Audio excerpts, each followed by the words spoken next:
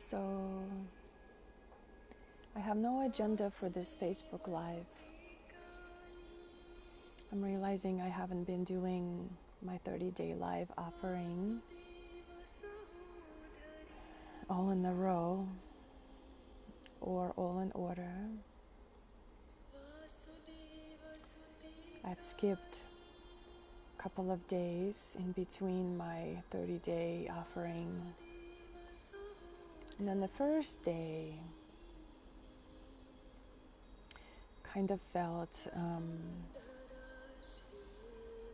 uneasy because I did miss it, almost like I didn't fulfill my commitment. So I had to go through that kind of discomfortable feeling to come out on the other side of being okay, and just taking things more naturally. If we commit to, at the same time, knowing that the commitment is very important to me.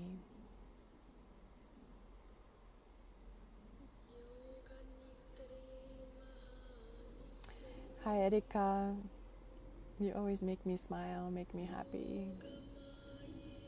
Thank you. So actually you are the one that inspired me to just have no agenda. A few days ago I remember your video about just coming on and just letting whatever comes through to come through.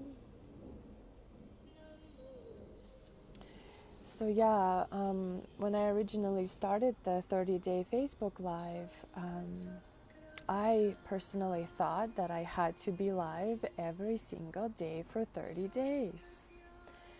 And I think I probably did like 17, 18, or maybe 19 in the row before I missed one.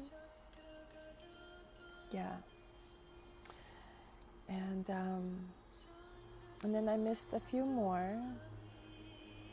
Hello. Hello everyone. Yeah, we have to go through that struggle of actually not doing a live. And I also feel like you learn so much for offering your messages out into the world. Hello Sophia. Hello lady. So just I wanted to truly not have any agenda, not have any message in the back of my mind, but just to come on and feel what naturally wants to come through.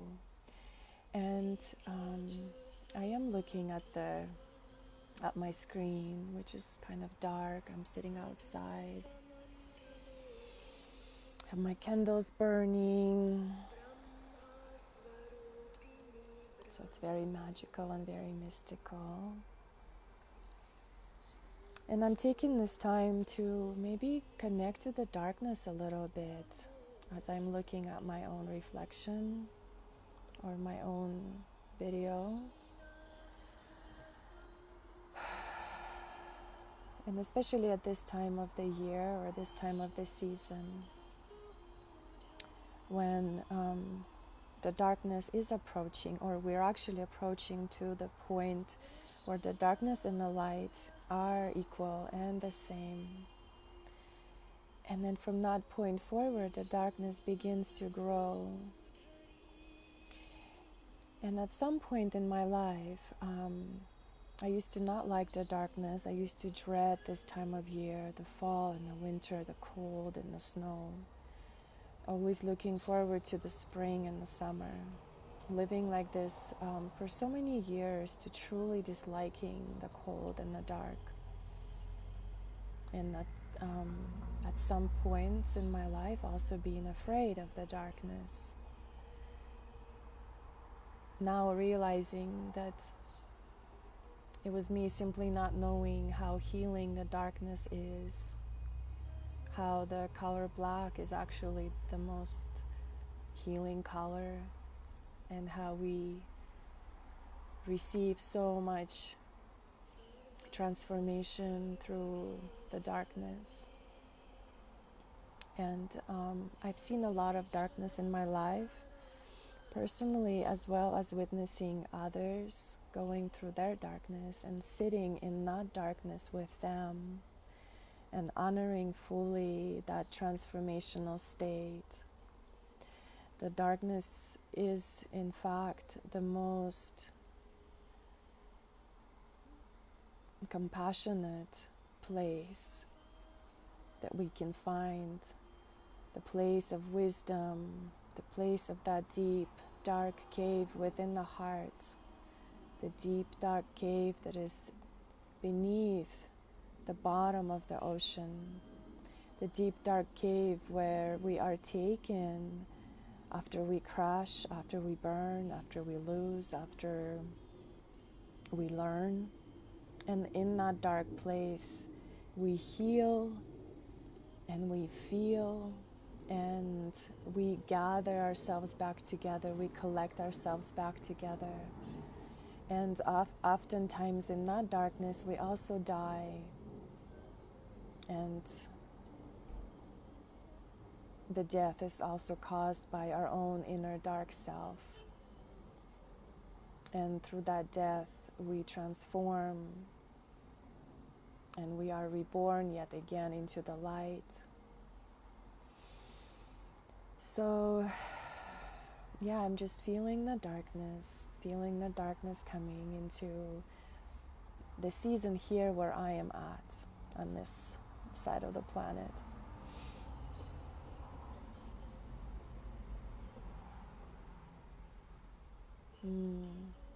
And a lot of the times when we go into the darkness, we do it subconsciously, and we realize we're there once we're there.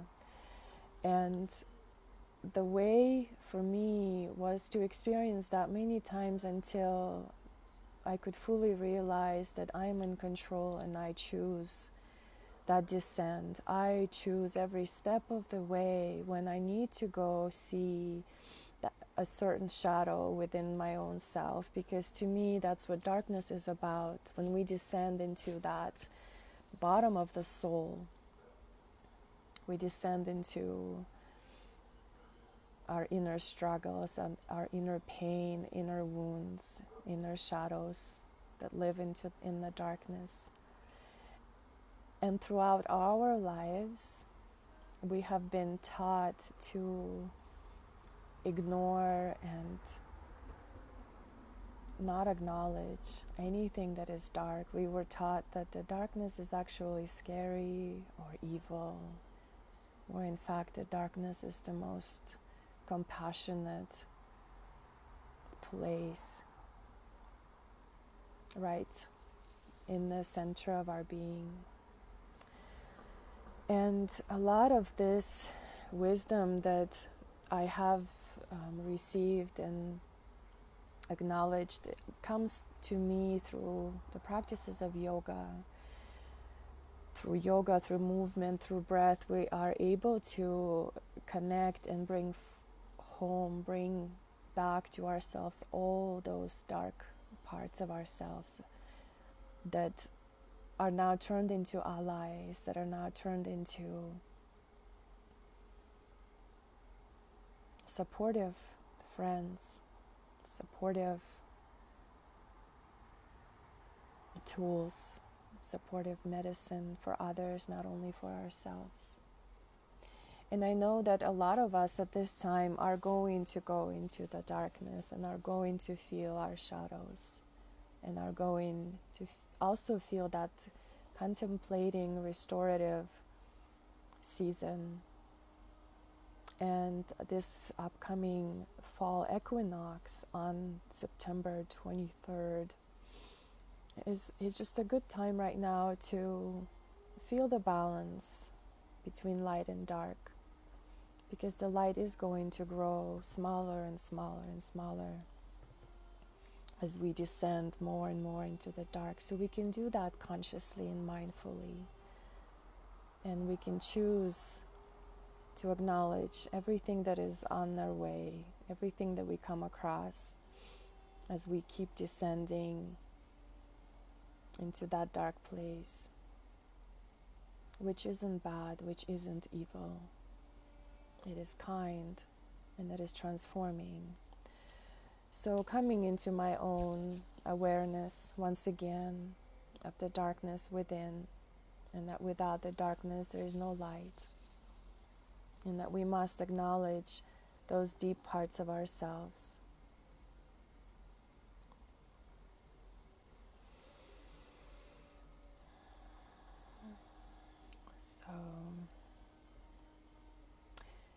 So yeah, if you want to connect with me more personally, and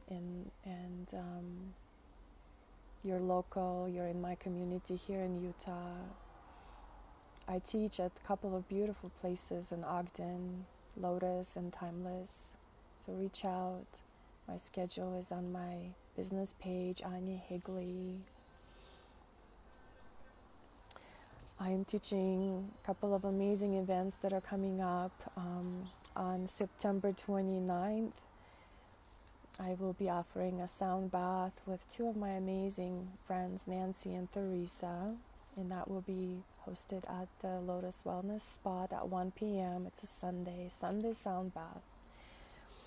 I am offering that as a little bonus, is in substitution to two beautiful sound healers that are not available in that day.